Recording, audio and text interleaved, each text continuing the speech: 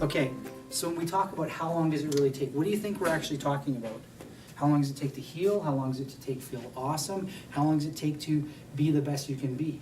And those are all different things that we can talk about. So how long does it take for us to change an underlying pathway that you've had for thousands and thousands and thousands of days? So a way I want you guys to look at this is, when was the first time we had a big fall, a big trip? When was the first big breakup we had with a relation, with a girlfriend, boyfriend? When did somebody die? When did a pet die? When did these things start? How long ago did that happen? And how did we deal with it at that time? Did we self-medicate? A lot of us will use depressants. That's what alcohol is. Did we self-medicate? Did we take these things to make our systems not feel what's going on? Did we want to detach from the world?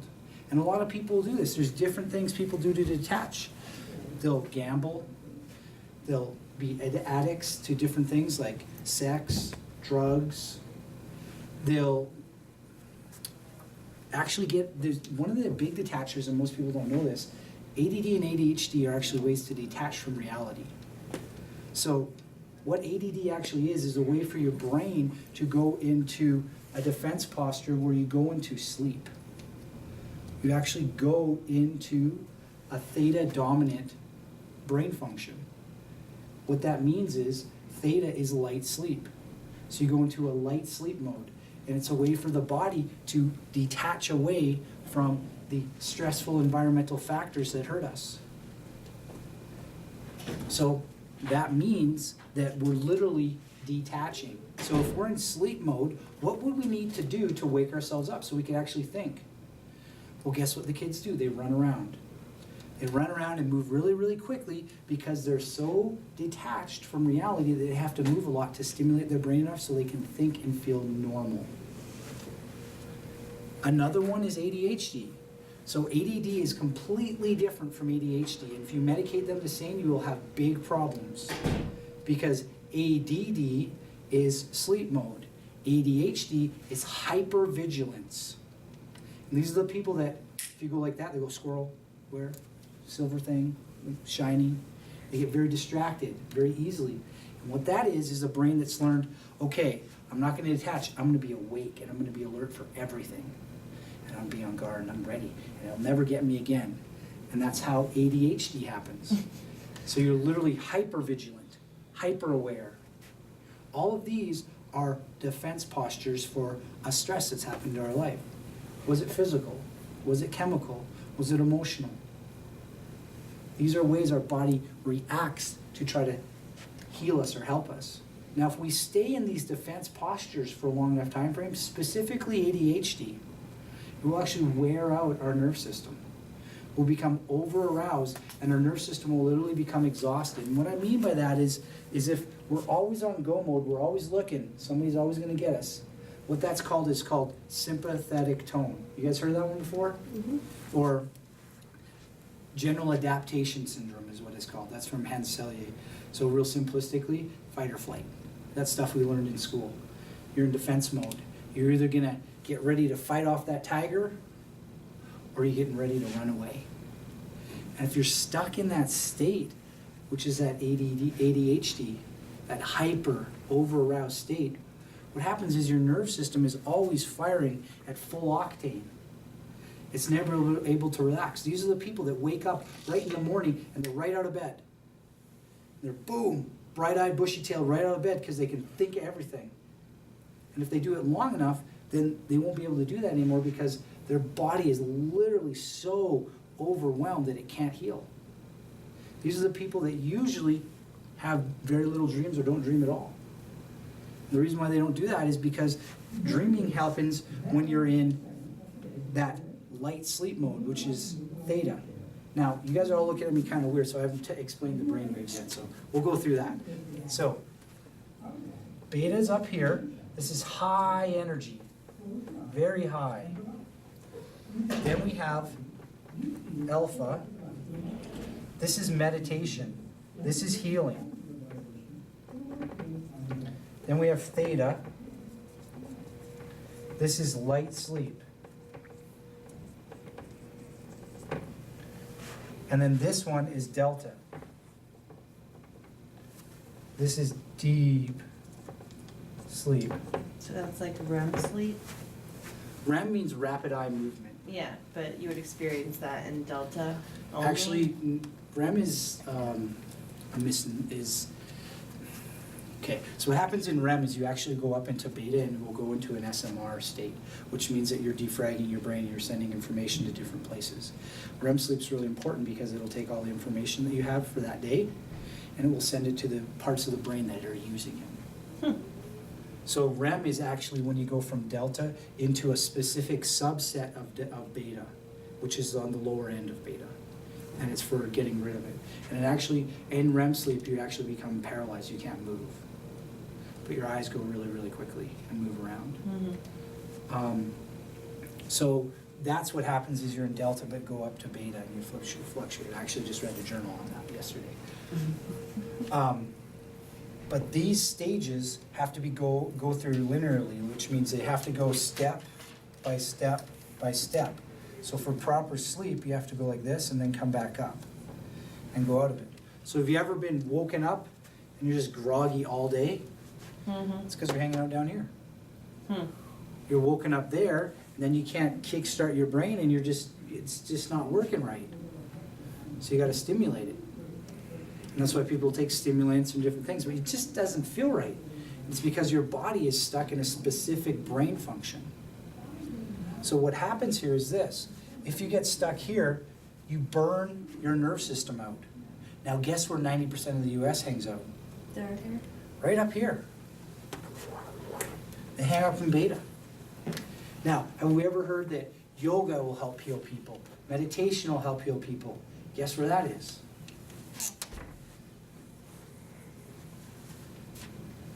You ever heard of people running, they play basketball and they're like, or they're playing a sport and they're like, I didn't even think about it, it just happened.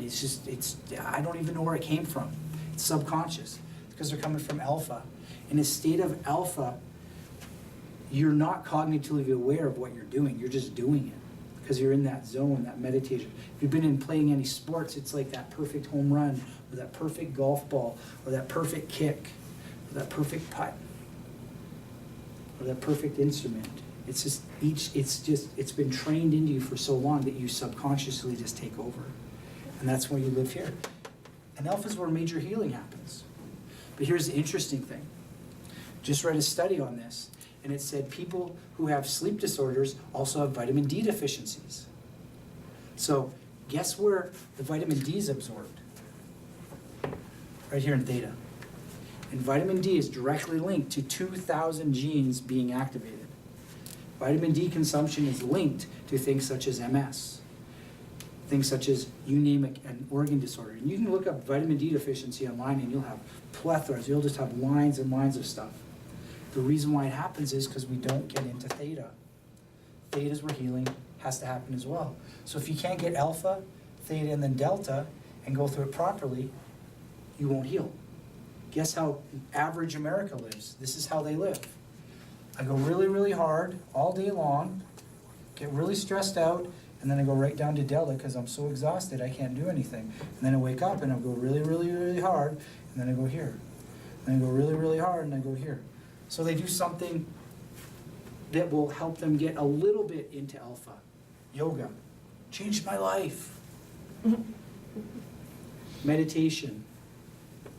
Changed my life. But the problem is, some of them are so hyper stuck in beta, they can't even meditate. I have people, so I have a thing called Mind Tap in here in this office. And the goggles that you put on, they use light and sound therapy. These people are so in control of beta that if I take them into alpha or theta, they freak out. They go, I hate that. It's the worst thing ever. Makes me feel bad. I hate it. And it's because they're so addicted to being in control, which is beta, that they can't relax. That makes me want to try that. Yeah, it's very relaxing. And when That's you weird. can get into relaxation mode, your body will actually heal. It'll actually take care of itself. So the answer is, how long is it going to take? Well, how long is it going to take for you to get into alpha and theta? That's what it really comes down to. How long are you going to be dependent on trying to think your way through it? Because the truth is, healing does not come from thinking. If you want to think your way through it, it will never happen. The more you think, the worse it gets. And you know this because have you ever had something that you have to do or have to memorize? Like, have you ever had a test that you had the answers, but you were too scared to go to sleep because if you fell asleep, you might forget all the answers. Or you had to do something the next day and you didn't want to forget it, so I'm going to stay up all night to remember it. But then by the time you got there, you were so tired you couldn't remember it. That's because you're trying to think your way through life. You're trying to live in that hyper beta, hyper energy state. And you burn yourself out. You literally destroy your body's ability to heal.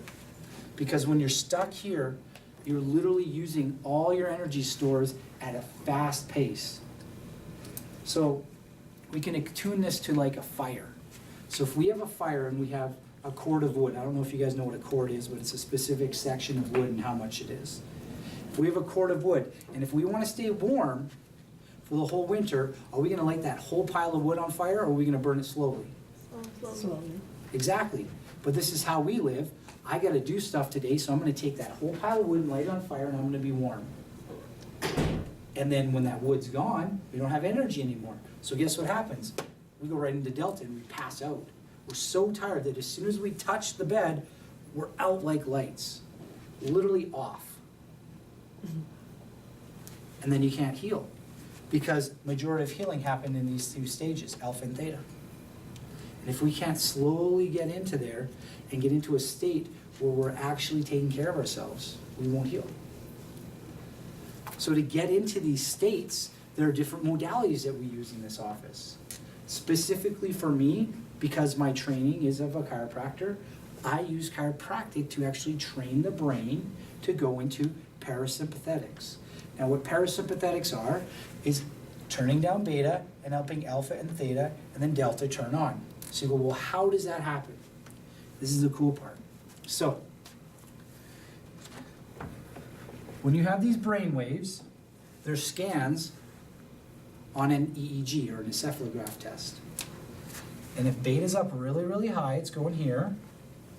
Then alpha will be a next wavelength right here, and theta and delta, just like that. And they're going along. With the chiropractic adjustment, you literally watch the alpha go up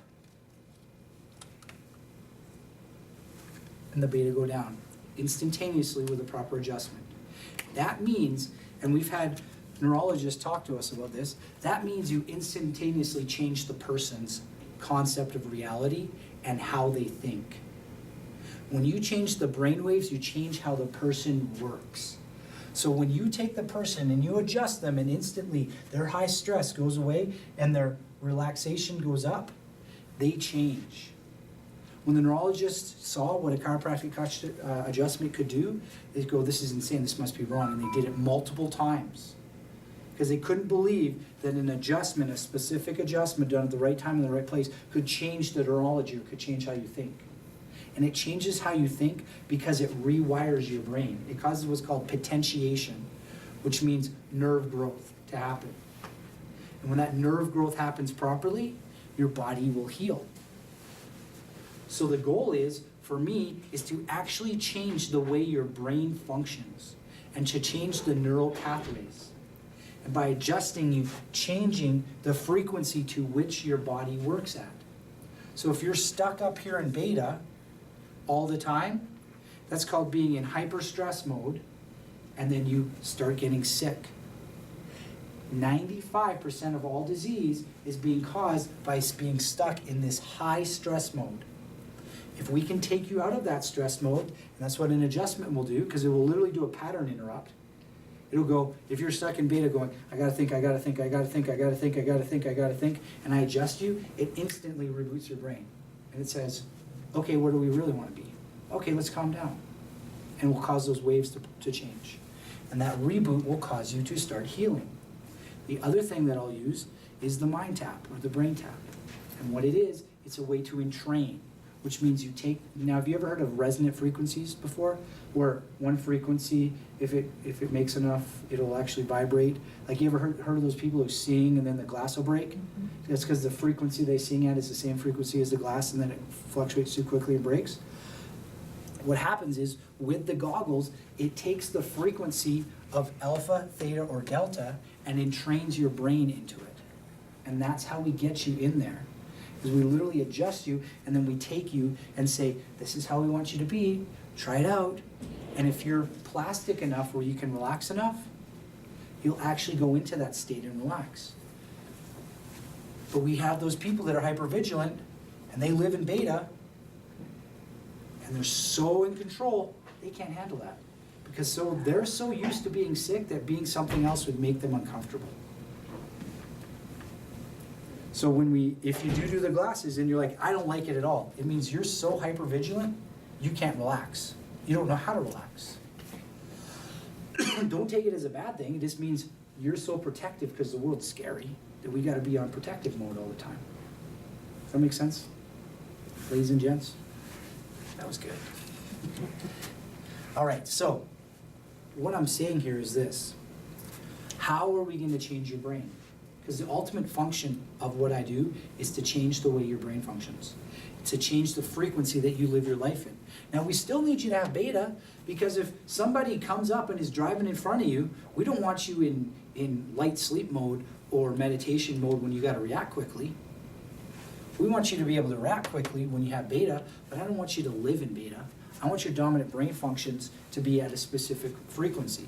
So how this is supposed to work is the ratios of each of these is supposed to be indicative of how your body reacts to stress. So the ratio that you're supposed to have beta at is around 30% of your brain function. The ratio alpha is supposed to be at is 22%, and this is cognitively awake when you're being stressed out. The ratio that theta is supposed to be at is 20. These are the big ones. This is the percentage that your brain is supposed to be working at. Here's the problem. Most people have 35 to 50 here, 10 to 15 here, and theta. So most people can't get into alpha. They cannot get into relaxation, meditation. And that's why you have people and you say, okay, just sit here and be quiet with me. And they go, yeah, I'm bored, let's go do something else. That's because they're stuck here. This isn't gonna work. I gotta think of something. It's too slow. That chatter means you're stuck here. You're in beta. And if you can't consciously do it, we have means to help you get there subconsciously so you can actually train your body to relax there. Theta, I've seen this as low as 5%. That means you're not going to dream, you're not going to relax, you're not going to absorb that vitamin D. You're going to have these major disease processes come on. I can't remember the last time I had a dream. So that means we're living here. Seriously. Yeah, it means you're going right from beta to delta. You're just wiping yourself out. If we don't dream, it means you're overwhelmed. If you have high blood pressure, here, it means you're overwhelmed. If you have dry hands and you can't sweat, it means you're right here, you're in beta. These are all functions of you being hyperstressed. If you have type 2 diabetes, 95% of the time, it's because you have overstress. Now, if you are that person that drinks Dr. Pepper or Pepsi or whatever it is every 20 minutes, then yeah, you got diabetes because you're drinking pop every 20 minutes. But that's not most people. Most people are not drinking pop every 25 minutes to 20 minutes. So common things I see, cold hands, cold feet, means you have too much beta. Means you're going towards sickness. It's really that simple. Dry hands, too much beta, going towards sickness. We also have the people that are always sweaty in their hands. That's the beginning. That what happens is that sweat reaction is a way for your body. It's a physiological reaction to have you defend yourself. And what it means is this. Have you ever tried to pick up a piece of paper and your hands are so dry, there's no moisture on it at all? Yeah, Are you able to pick up that paper? No, right? So like you said, Miss Kim, you got to put some moisture on it. So your body, to defend yourself, goes, okay, somebody's gonna attack me, I wanna get some good grip on them, so I'm gonna make some moisture go to my hands. So that when I can grab them, I can lock onto them, and they're not gonna get me. Now, if you stay there long enough, the sweat turns off, because it's overstimulating. Remember I said, if you're stuck in beta, you're over-aroused? You gotta attack that line all the time, or run away.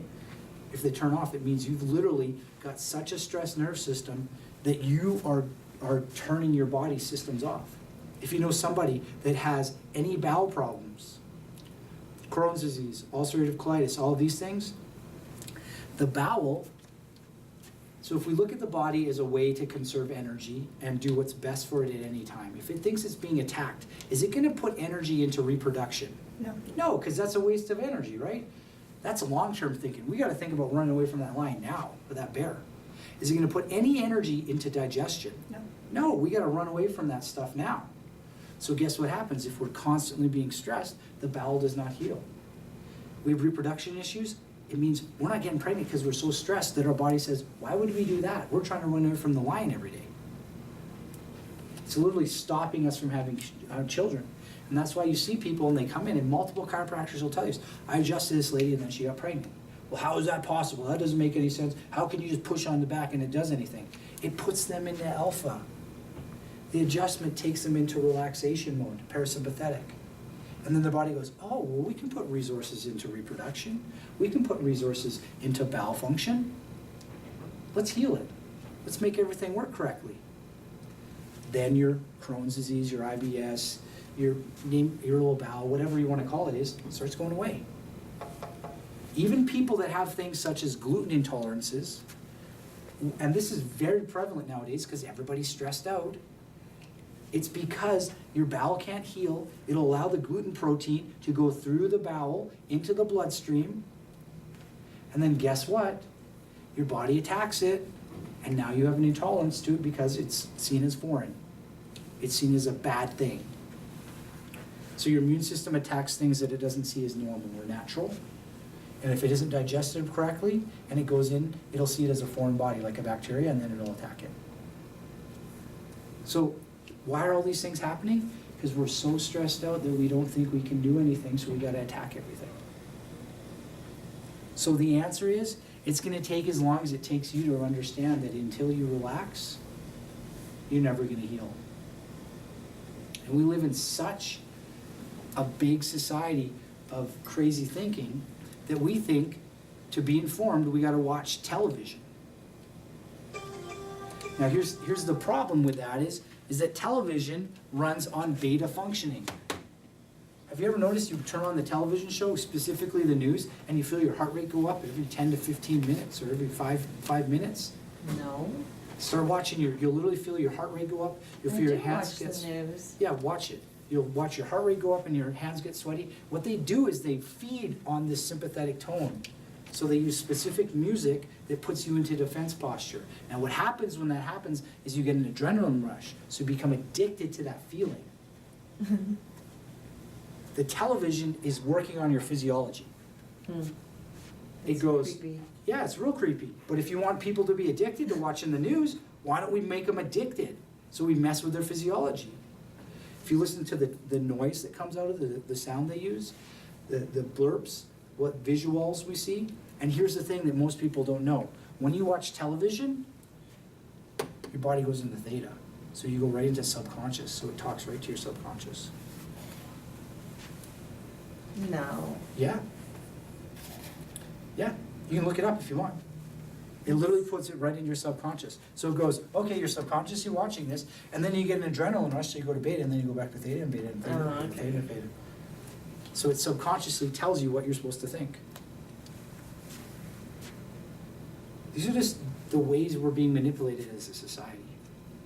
It's not that it's good or bad, it's just what's happening. So if you want to change somebody and make them addicted to something, you give them something that makes them feel like a reward. Well, getting that adrenaline and getting that endorphin rush, because your body needs to protect itself, so it makes you numb a little, is going to make you keep wanting to be addicted to that. That's why people are addicted to roller coasters. Yeah. That's why people get addicted to different activities like sports. because there's a lot of pain associated with it, but when you get that one thing to happen, you get a huge endorphin rush. You get the same thing from watching news, because they've played right on your physiology. So what are simple things to help you get healthier quicker? Go on a media fast. This is very simple. Turn off television, radio for a week and see how much more relaxed you are. Journal.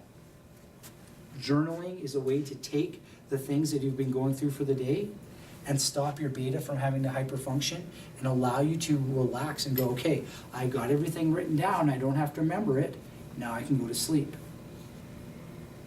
The simplest way that I do it is I go and see my chiropractor and I get it adjusted.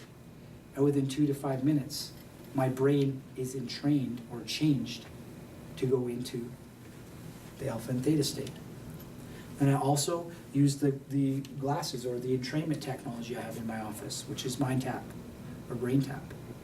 And when we can get you into a state where your body starts living and you have the ratios of 30, actually 32, but 30 is easier to remember, 30, 22, and 20, then your body will heal correctly because you'll have the right amount of reactivity. Now how these work is when you get stressed out, this is supposed to go up. This is supposed to go down. This is supposed to go down. But then when you relax, this is supposed to go down, this is supposed to go up, and this is supposed to go up. The majority of Americans, when they relax, this goes up, this goes down, this goes down.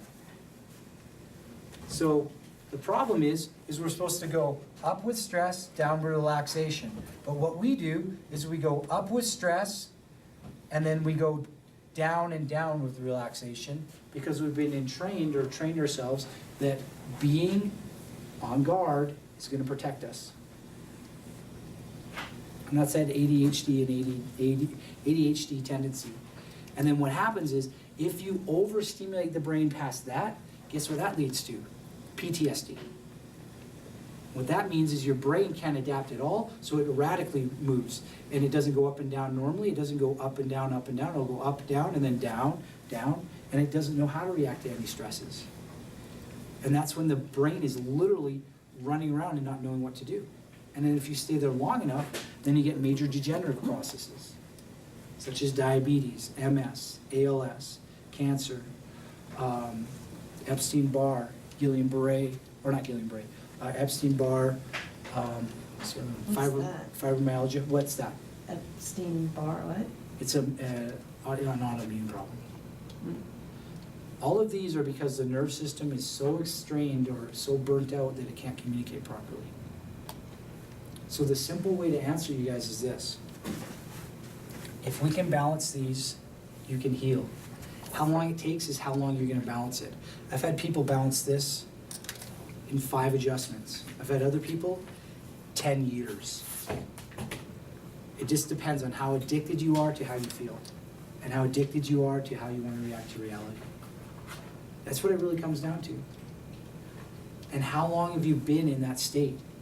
I've had a couple patients in here, and this is supposed to be at 30%, and they're off the charts. They're more than 50% living here.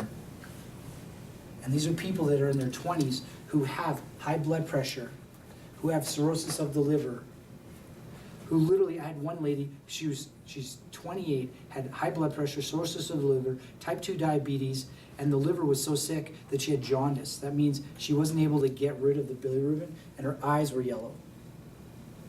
This is before I was even doing neurological based care. We adjusted her in 2 weeks. Her body got into enough of an alpha state that the jaundice went away. Her blood pressure went down by 40 points. Because the body will heal itself. So it's not an easy ABC 1, 2, 3 here. It's, do we learn how to regulate our stress so that we can get into the right ratios? Then when we get into the right ratios, the cool stuff happens.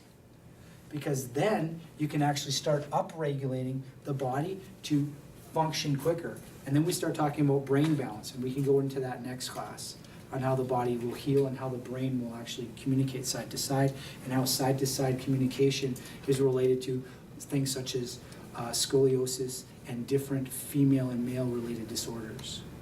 But the answer specifically for what we're looking at is, how long is it going to take you to be able to regulate your stress? The quicker you regulate it, the easier it is for me to change your guys' lives. The harder you regulate it, the harder it is for me to change your lives. That's why some people I can adjust them 1 or 2 times and they have miracles, and other people it takes a really long time. Because how long do you want to be addicted to feeling this one way? Does that make sense, guys? Do you have any questions? Now, my question for you is, do you know anybody that has no clue about this? Yeah. Most people know at least 3 or 4 people that came to mind. Okay? I'm going to go get a clipboard. I want you to just write down one name for me, okay? And we're not even going to call the person. We're just going to think about them. We're just going to think about them because here's the deal. If we think about them, we can think about how their body is not healing because they're not in the right brain function. They're hanging out here. And here's okay if you're awake, but here's not okay all day. You're supposed to be able to go home and sleep. If you can't go home and relax, that means you're here. If your hands are cold, that means you're here. If feet are cold, that means you're there. That means you're living in sickness. And it just hasn't turned into a big enough problem yet. This is how we see major disease processes, aka cancer and heart disease, come. And those are the 2 leading causes of death in our country. So if we know anybody who's been affected by that, which all of us know, it means that if we think about this person, let's put them in our prayers and just think, you know what, maybe one day I'll say something to them. Maybe it'll be tomorrow, maybe it'll be next week. But as long as we put out a good, positive intention, that's making the world a better place. So thank you guys.